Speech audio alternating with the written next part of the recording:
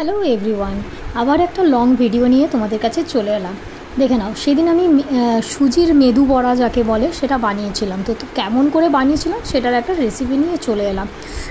Pan বসিয়ে দিলাম। Fry pan বসিয়ে দেওয়ার পর ওটার মধ্যে সাদা তেল দিয়ে দিলাম। সাদা তেলের মধ্যে তোমার হিং দিয়ে দিলাম, একটু সর্ষে দিয়ে দিলাম, রাই যেটাকে বলে, তার মধ্যে একটু জিরে দিলাম এবং কারিয়া পাতা দিয়ে দিলাম। কারিয়া পাতাটা আমাদের শুকনো করা থাকে, মানে নিয়ে এসে গাছ থেকে পেরে শুকনো করে রেখে দিই, তাহলে অনেক দিন থাকেও। আর সব সময় তো কারিয়া পাতা পাওয়া যায় না।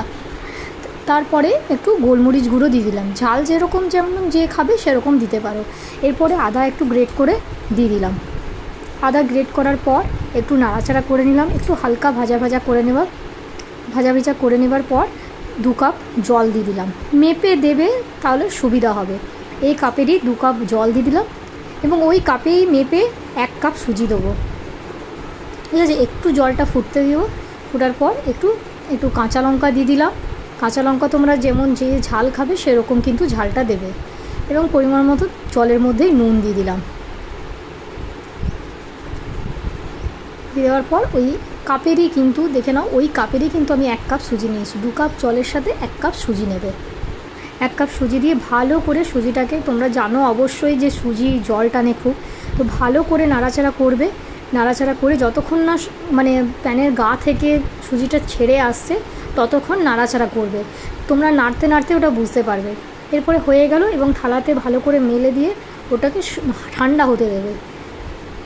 মেলে দিলাম, ঠান্ডা হয়ে তারপরে সেদ্ধ আলু দুটো, তোমরা সেদ্ধ আলু দিতেও পারো, নাও দিতে পারো। আমার সেদ্ধ আলুটা ভালো লাগে বলে আমি সেদ্ধ আলু দিলাম। 2টো সেদ্ধ আলু গ্রেট করে দিয়ে দিলাম এবং ওটাকে ভালো করে মাখিয়ে নেবো সুজির সাথে। যেহেতু সুজিটা ঠান্ডা হয়ে গেছে, হাত দিতে কোনো অসুবিধা নেই। মাখিয়ে নেবার পর হাতে একটু তেল ব্রাশ করে ওগুলোকে শেপ করে নেবো, শেপ দিয়ে দেবো। যেমন আমরা ইডলি বড়া যেগুলো খাই সেরকমই শেপ, ওটাকেই মেদু বড়া বলে। এটা সুজির হচ্ছে। তো দেখে নাও, শেপ দিয়ে দিলাম। শেপ দিয়ে গড়ে নিলাম বড়াগুলো।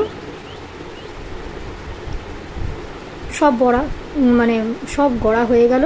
গড়ে নিয়ে এরপরে তেলে ভেজে নেবো, হালকা ফ্রাই করে নেবো।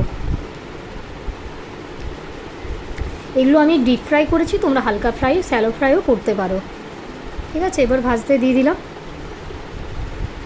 কম কম করেই দেবে। আমার কড়াইটা ছোট ছিল, তাই জন্য আমি কম কম করেই দিয়ে দিয়েছিলাম। প্রথমে 4টে দিয়েছিলাম, 4টে ভালো করে ভেজে নিয়ে তারপরে আবার দিয়েছিলাম।